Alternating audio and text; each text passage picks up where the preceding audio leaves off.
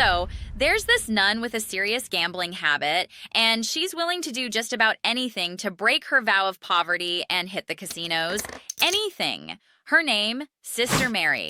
She's in her 60s or 70s, and she's the principal at a Catholic elementary school out in Los Angeles. And even though she's a nun, Sister Mary's got a problem. She's hooked on gambling. One day, no one's really sure exactly when, she hatches a plan to swipe some cash so she can gamble to her heart's content. First thing she does, she quietly opens up a bunch of bank accounts. Then she starts skimming money from the very elementary school where she works. She's literally taking money straight out of the school's bank account. She's cashing in the students' tuition checks for herself. We're talking tens of thousands of dollars here. She's making a killing with this scheme. But, stealing money isn't all that exciting if you don't have someone to share it with. So, at some point, Sister Mary ropes in another woman, Sister Chang. Sister Chang also works at the school as a teacher, and she's Mary's best friend. They even live together. Yep, they're roommates. So now these two nuns start blowing through the school's money. And before I get into what they actually do with it, let me show you what these two criminal geniuses look like. Here's Sister Mary, and here's a picture of Sister Chang. So Mary and Chang are out here stealing money, and they're doing all sorts of things with it. They're heading to Vegas, taking trips to Lake Tahoe, not just for sightseeing or a little vacation, but to hit up the casinos. Because, like I said, Sister Mary is all about that gambling life. Apparently, she's a beast at poker. That's her game, which is just hilarious if you picture a nun at a poker table cleaning everyone out. When they're not at the casino, they're racking up huge credit card bills, which of course they pay off with the money they're stealing from the school.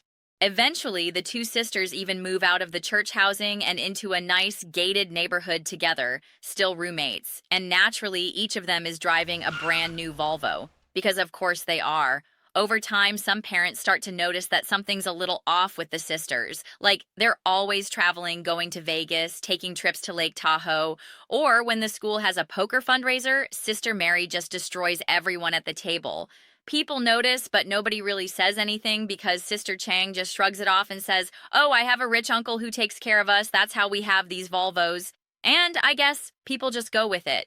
To make things even easier, Sister Mary is basically in charge of everything. At the school, the money, the hiring, all of it. So there's really no one looking over her shoulder, making sure the funds are all accounted for. Plus, everyone trusts her. I mean, she's an elderly nun, why wouldn't they? So Sister Mary and Sister Chang's scam goes on for years. We're talking more than a decade, maybe close to 2, and nobody suspects a thing. And, by the way, it's not like the school is rolling in cash. The place is actually broke. Sometimes parents will ask, "Hey, can the kids get new textbooks or sports uniforms, or maybe an awning so they don't have to eat lunch in the blazing sun?" And Sister Mary will be like, "How do you expect us to pay for that?"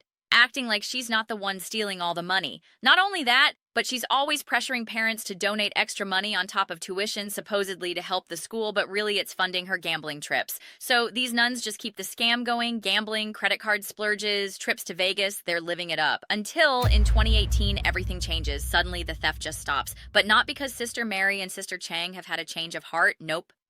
It's because they both announced they're retiring from the school and from teaching. They're retiring together since, they're roommates. So together, they put down a $7,000 deposit on a 3-bedroom townhouse in a nice neighborhood because soon they'll be retired and moving in together. But here's the thing about retiring. When you've been running all the finances like Sister Mary has, and it's time to hand things over to the next person, it's pretty standard to do a financial review to make sure everything's in order. And this is where it all falls apart because Sister Mary has a boss, Monsignor Michael Myers. Yes, that's his real name. So, Monsignor Michael Myers orders a review of the school's finances since Sister Mary's leaving. Around the same time, a parent asks the school admin for a copy of an old tuition check. The school has to dig it up, and when they look at the check, they notice it wasn't deposited into the school's main bank account. It went into some other account. That's weird. With Monsignor Michael Myers' financial review happening at the same time, Sister Mary knows this is about to look really bad for her, so she quietly goes into the school's financial records and starts messing with the books. She's asking other employees to change files, delete some things. This, of course, sets off huge red flags for Michael Myers and the rest of the admin. So they bring in a forensic auditor to do a deep dive into the school's finances. The auditor goes back as far as she can, which isn't very far since the bank doesn't keep records for more than a decade, or at least this one doesn't.